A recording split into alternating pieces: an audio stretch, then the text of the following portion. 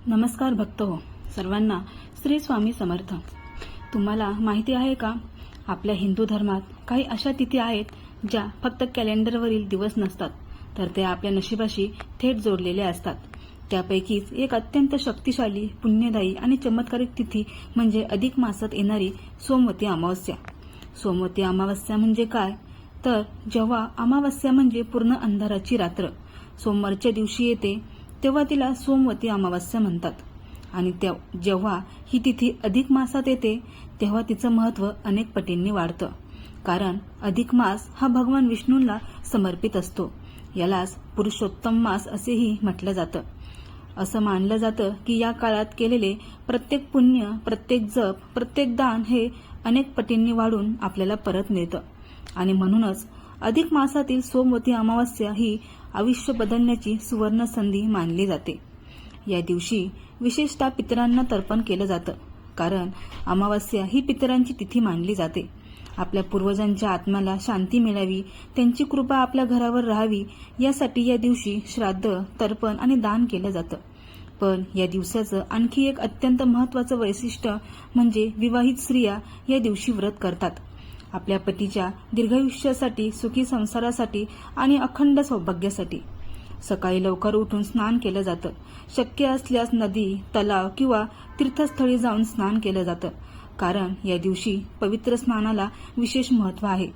त्यानंतर स्वच्छ पवित्र वस्त्र परिधान करून व्रताचा संकल्प केला जातो।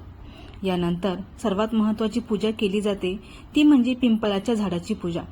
पिंपळाचं झाड हे हिंदू धर्मात अत्यंत पवित्र मानलं जातं। असं मानलं जातं की या झाडात ब्रह्मा, विष्णू आणि महेश यांचा वास असतो। स्त्रिया पिंपळाच्या झाडाजवळ जातात, त्याला जल अर्पण करतात, दिवा लावतात आणि मग त्या झाडाभोवती 108 वेळा प्रदक्षिणा घालतात। प्रत्येक प्रदक्षिणेत त्या सुताचा धागा झाडाभोवती गुंडाळतात आणि मनात प्रार्थना करतात, आपल्या पतीच्या दीर्घायुष्यासाठी, कुटुंबाच्या सुखासाठी। यावेळी ओम नमो भगवते वासुदेवाय किंवा ओम नमः शिवाय हा मंत्र जपला जातो। काही ठिकाणी स्त्रिया व्रत कथा ऐकतात किंवा वाचतात आणि दिवसभर उपवास करतात। आता त्या व्रतामागे एक अत्यंत प्रभावी आणि मनाला स्पर्श करणारी पौराणिक कथा सांगितली जाते। चला तर मग आता ती कथा आपण बघूया। प्राचीन काळी एका ब्राह्मणाच्या घरी एक सुंदर, गुणी आणि धार्मिक कन्या जन्माला आली। ती लहानपणापासूनच देवभक्त, नम्र आणि सेवाभावी होती। घरातील सर्व लोक तिच्यावर खूप प्रेम करत होते। काळ पुढे सरकत गेला आणि तिच्या विवाहाची वेळ जवळ आली। तिच्या आईवडिलांनी एका विद्वान ज्योतिषाला बोलवले। त्याने तिची कुंडली पाहिली आणि गंभीर चेहऱ्याने सांगितले, या मुलीच्या नशिबात वैधव्य योग आहे। जिच्याशी हिचा विवाह होईल तो पती लवकरच मृत्यू पावेल। हे ऐकून घरात दुःखाची लाट पसरली। आई वडील खूप चिंतेत पडले, पण ती मुलगी धैर्याने उभी राहिली आणि म्हणाली, मी माझ्या श्रद्धा, सेवा आणि व्रताच्या शक्तीने माझे भाग्य बदलून दाखवीन। एके दिवशी तिला एका साधूंकडून कळाले की एका गावात एक धोबीण राहते, जी अतिशय पतिव्रता आहे। तिच्या सतीत्वाच्या पुण्यामुळे ती मृत्यूचाही अडथळा दूर करू शकते। हे ऐकताच ती कन्या त्या धोबिणीच्या घरी पोहोचली, पण तिने स्वतःची ओळख करून न देता गुपचूप तिची सेवा सुरू केली। रोज पहाटे उठून ती घर साफ करायची, पाणी भरायची, स्वयंपाकात मदत करायची। सगळं काम न सांगता, न दिसता ती करत राहिली। असं अनेक दिवस चालू राहिलं। धोबिणीला आश्चर्य वाटू लागलं की तिचं काम आपोआप कसं होतंय। शेवटी एक दिवस तिने लपून पाहिलं आणि त्या मुलीचं रहस्य तिला कळालं। आता पुढे जे घडलं ते ऐकून तुम्ही थक्क व्हाल। ही कथा शेवटपर्यंत नक्की ऐका, कारण शेवटी एक महत्त्वाचा उपाय आहे। व्हिडिओ आवडत असेल तर लाईक करा आणि सपोर्ट करा। धोबिणी खूप भावूक झाली। तिने त्या मुलीला जवळ बोलावलं आणि प्रेमाने विचारलं, बाळा, तू इतकी सेवा का करतेस? तुला काय हवं आहे? तेव्हा त्या मुलीने आपल्या कुंडलीतील दोष सांगितला। तिचं दुःख ऐकून धोबिणीच्या डोळ्यात पाणी आलं। तिने आपल्या पतिव्रतेच्या शक्तीने तिला आशीर्वाद दिला, तुझा पती दीर्घायुषी होईल, तुझं वैधव्य टळेल। काही दिवसांनी त्या मुलीचा विवाह झाला, पण नियतीनुसार लग्नानंतर काही दिवसातच तिचा पती अचानक आजारी पडला आणि मृत्यूसारख्या अवस्थेत गेला। घरात हाहाकार माजला, पण ती मुलगी खचली नाही। तिने पूर्ण श्रद्धेने सोमवती अमावस्येचं व्रत केलं, उपवास केला, दिवसभर देवाचं स्मरण केलं आणि संध्याकाळी पिंपळाच्या झाडाची पूजा केली. ती पिंपळाभोवती 108 प्रदक्षिणा घालत राहिली. प्रत्येक फेरीत ती मनोभावे प्रार्थना करत होती, हे पितृदेव, हे देवांनो, माझ्या पतीचं आयुष्य वाढवा. तिच्या डोळ्यांत अश्रू होते, पण मनात अढळ श्रद्धा देखील होती. तिच्या या भक्तीने देव प्रसन्न झाले. तिच्या पतीला हळूहळू शुद्ध आली. काही वेळातच तो पूर्णपणे बरा झाला. सगळे आश्चर्यचकित झाले. त्या दिवसापासून सोमवती अमावास्येचं व्रत अत्यंत पवित्र आणि फलदायी मानलं जाऊ लागलं. त्या दिवशी झालेल्या चमत्कारानंतर त्या स्त्रीच्या आयुष्यात पूर्ण बदल झाला. तिचा पती केवळ बरा झाला नाही, तर त्याचे आयुष्यही दीर्घ आणि सुखमय झाले. गावातील लोकांना हा प्रसंग कळला आणि सगळे आश्चर्यचकित झाले. लोक त्या स्त्रीकडे येऊन तिला विचारू लागले, तू कोणता उपाय केला? कोणत्या शक्तीनं तू मृत्यूलाही हरवलंस? ती नम्रतेने उत्तर द्यायची, हे सगळं माझ्या श्रद्धेचं, सेवाभावाचं आणि सोमवती अमावास्येच्या व्रताचं फळ आहे. काही दिवसांनी ती स्त्री त्या धोबिनीला पुन्हा भेटायला गेली. तिने कृतज्ञतेने तिच्या पायावर मस्तक ठेवलं. तेव्हा धोबिनी म्हणाली, बाळा, लक्षात ठेव, फक्त व्रत केल्याने नाही, तर मनापासून केलेली सेवा, निस्वार्थ भाव आणि विश्वास यामुळे चमत्कार घडतो. तिने पुढे सांगितलं, सोमवती अमावास्या हा दिवस पितरांचा असतो. त्या दिवशी केलेली पूजा आणि दान थेट त्यांच्यापर्यंत पोहोचते. त्या दिवसानंतर त्या स्त्रीच्या घरात कधीच संकट आलं नाही. घरात सुख समृद्धी वाढली, आजारपण दूर झालं, वंश वृद्धिंगत झाला. लोकांना समजलं की पितृदोषामुळे येणारे अडथळे या व्रतामुळे दूर होतात. हळूहळू ही कथा सगळीकडे पसरली. प्रत्येक स्त्री सोमवती अमावास्येला व्रत करू लागली. पतीच्या दीर्घायुष्यासाठी, कुटुंबाच्या सुखासाठी, पितरांच्या शांतीसाठी आजही भारतभर हा दिवस मोठ्या श्रद्धेने साजरा केला जातो. ही कथा आपल्याला एकच गोष्ट शिकवते की श्रद्धा, भक्ती आणि विश्वास असेल तर अशक्य गोष्टीही शक्य होऊ शकते. म्हणूनच सोमवती अमावास्येचं व्रत हे अखंड सौभाग्य देणारं, आयुष्य वाढवणारं आणि संकटांपासून वाचवणारं मानलं जातं. या व्रताचे अनेक फायदे सांगितले जातात. पती पत्नीचे संबंध मजबूत होतात, घरात सुख शांती नांदते, पितृदोष दूर होतो आणि लक्ष्मीची कृपा प्राप्त होते. पण या सगळ्यात एक गोष्ट खूप महत्वाची आहे, ती म्हणजे मनाची शुद्धता. व्रत करताना मनात श्रद्धा असणे खूप गरजेचं आहे. फक्त दिखावा करून काहीही मिळत नाही. या दिवशी शक्य असल्यास दानधर्म करा, गरजूंना अन्न द्या, वस्त्र द्या, कारण दान केल्याने पुण्य अनेक पटींनी वाढतं. आणि एक गोष्ट नेहमी लक्षात ठेवा, पिंपळाचं झाड कधीही तोडू नका. त्याची सेवा करा, कारण ती फक्त एक झाड नाही, तर एक पवित्र ऊर्जा आहे.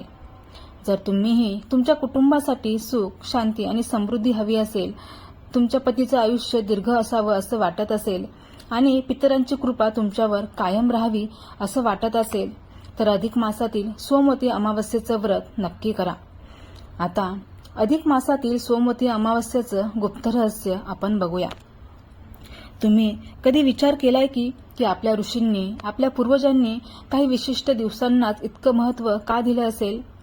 सोमवती अमावस्या, विशेषतः अधिक मासातील, ही फक्त एक धार्मिक परंपरा नाही, तर ती एक गुर ऊर्जा आहे.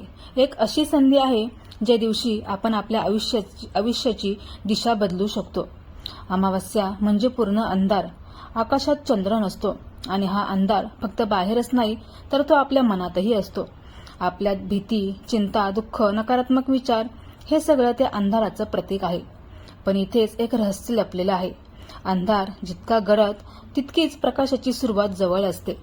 आणि म्हणूनच अमावस्या ही अंतर्मन शुद्ध करण्याची सर्वोत्तम वेळ मानली जाते. आता विचार करा की सोमवती अमावस्या म्हणजे सोमवारचा दिवस, जो भगवान शिवाला समर्पित आहे, आणि अधिक मास जो भगवान विष्णूंना समर्पित आहे. म्हणजे या एकाच दिवशी शिव आणि विष्णू या दोन्ही शक्तींचा संगम होतो. एक शक्ती जी नाश करते आणि एक शक्ती जी पालन करते.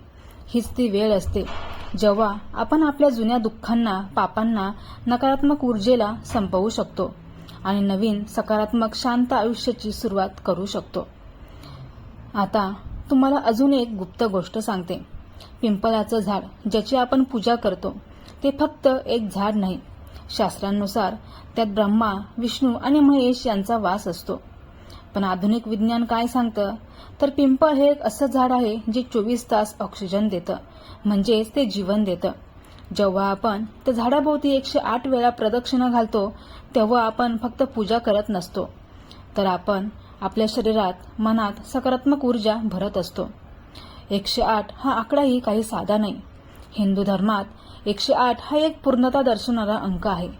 जपमाळेत 108 मणी असतात, म्हणजे प्रत्येक प्रदक्षिणा एक एक प्रार्थना, एक एक ऊर्जा. आता एक क्षण थांबा आणि स्वतःला विचारा, आपण खरंच व्रत का करतो? फक्त परंपरा म्हणून करतो की त्यामागे काही खोल अर्थ आहे? खरं तर व्रत म्हणजे स्वतःवर नियंत्रण, आपल्या इच्छा, आपल्या सवयी यावर नियंत्रण ठेवणं. जेव्हा आपण उपवास करतो तेव्हा आपण फक्त अन्न सोडत नाही, तर आपण आपल्या मनाला शिकवत असतो की मी माझ्या इच्छांचा गुलाम नाही. हीच ती शक्ती आहे जी तुमचं आयुष्य बदलू शकते. आणि म्हणूनच अधिक मासातील सोमवती अमावस्या ही फक्त पूजा, व्रत किंवा कथा नाही, ती एक ट्रान्सफॉर्मेशन आहे. ती एक रिस्टार्ट बटन आहे जी तुमच्या आयुष्याला नवीन दिशा देऊ शकते. जर तुम्ही या दिवशी मनापासून प्रार्थना केली, तुमच्या चुका मान्य केल्या आणि स्वतःला बदलण्याचा संकल्प केला, तर विश्वास ठेवा, तुमच्या आयुष्यात बदल नक्की घडेल. आता सोमवती अमावस्येचे 5 चमत्कारिक उपाय कोणते आहेत ते आता आपण बघूया. सर्वात पहिला म्हणजे पिंपळ वृक्षाखाली दीपदान. संध्याकाळी सूर्यास्तानंतर पिंपळाच्या झाडाखाली तुपाचा दिवा लावावा. दिवा लावताना मनात शांतता ठेवून प्रार्थना करावी. पिंपळाला देवतांचं निवासस्थान मानलं जातं. दीपदान केल्याने अंधार दूर होऊन सकारात्मक ऊर्जा वाढते. घरातील नकारात्मक शक्ती कमी होण्यास मदत होते. हा उपाय विशेषतः मानसिक ताण कमी करतो. आर्थिक अडचणींवरही याचा चांगला परिणाम दिसतो. श्रद्धेने केल्यास जीवनात शांतता आणि समाधान मिळतं. दुसरा उपाय म्हणजे अन्नदान. सोमवती अमावस्येला गरजूंना अन्नदान करणे अत्यंत पुण्यकारक मानलं जातं. अन्नदान हे सर्वश्रेष्ठ दान असल्याने शास्त्रात सांगितले आहे. एक वेळेचं जेवण दिलं तरी त्याचं मोठं पुण्य मिळतं. दान करताना अहंकार न ठेवता नम्रतेने द्यावे, यामुळे पितरांची कृपा प्राप्त होते असे मानले जाते. घरात अन्नाची आणि पैशांची कमतरता कमी होते. समाजात प्रेम आणि दयाभाव वाढतो. मनाला समाधान आणि आनंद मिळतो. आता तिसरा उपाय म्हणजे शिवलिंगावर जलाभिषेक. सोमवार हा भगवान शिवांचा दिवस असल्यामुळे जलाभिषेकाला विशेष महत्त्व आहे. शिवलिंगावर स्वच्छ पाण्याने आणि गंगाजल अर्पण करावे. ओम नमः शिवाय मंत्र जप करत पूजा करावी. हा उपाय जीवनातील अडथळे दूर करण्यास मदत करतो. मनातील भीती आणि ताण कमी होतो. शिवकृपेने आरोग्य आणि मानसिक स्थिरता मिळते. नकारात्मक विचार दूर होऊन सकारात्मकता वाढते. आता चौथा उपाय म्हणजे प्रदक्षिणा. पिंपळाच्या झाडाभोवती 108 वेळा प्रदक्षिणा घालण्याची परंपरा आहे. प्रत्येक फेरीत मनात आपल्या इच्छा व्यक्त कराव्यात. 108 हा पूर्णतेचा आणि आध्यात्मिक ऊर्जेचा अंक मानला जातो. प्रदक्षिणेमुळे शरीर आणि मन दोन्हीही सक्रिय होतात. ही प्रक्रिया ध्यानासारखी काम करते. इच्छा पूर्ण होण्यासाठी सकारात्मक ऊर्जा तयार होते. व्रताची शक्ती अनेक पटींनी वाढते. श्रद्धेने केल्यास मनोकामना पूर्ण होतात असे देखील मानले जाते. आता पाचवा उपाय म्हणजे मौन आणि ध्यान. या दिवशी काही वेळ मौन पाळणे अत्यंत उपयुक्त आहे. शांत ठिकाणी बसून डोळे बंद करून ध्यान करावे. श्वासावर लक्ष केंद्रित केल्याने मन शांत होते. मौनामुळे विचारांची गर्दी कमी होते. आतल्या भावना समजून घेण्याची संधी मिळते. ताण, चिंता आणि भीती कमी होतात. मन अधिक स्थिर आणि मजबूत बनते. आध्यात्मिक प्रगतीसाठी हा उपाय खूप प्रभावी आहे. तर मित्रांनो, आज आपण पाहिलं की सोमवती अमावस्या किती पवित्र आणि शक्तिशाली मानली जाते. ही तीच अमावस्या आहे जिथे श्रद्धा, भक्ती आणि पितरांची कृपा एकत्र येते.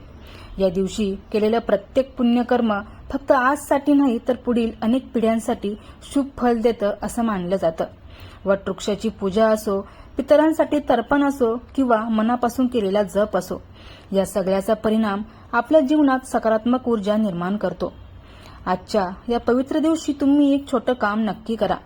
कमेंटमध्ये ओम पितृदेवाय नमः नक्की लिहा आणि मनापासून तुमच्या पितरांना प्रार्थना करा. आणि जर तुम्हाला अशाच आध्यात्मिक कथा, रहस्य आणि पौराणिक माहिती ऐकायला आवडत असेल तर हा चॅनल तुमच्यासाठीच आहे. आत्ताच्या चॅनेलला सबस्क्राईब करा आणि बेल आयकॉन दाबायला विसरू नका. तुमच्या घरात सुख, शांती, समृद्धी नांदो आणि तुमच्या पितरांची कृपा सदैव तुमच्यावर राहो. भेटूया अशाच नवीन व्हिडिओमध्ये. धन्यवाद. जय श्रीकृष्ण. जय पितृदेव.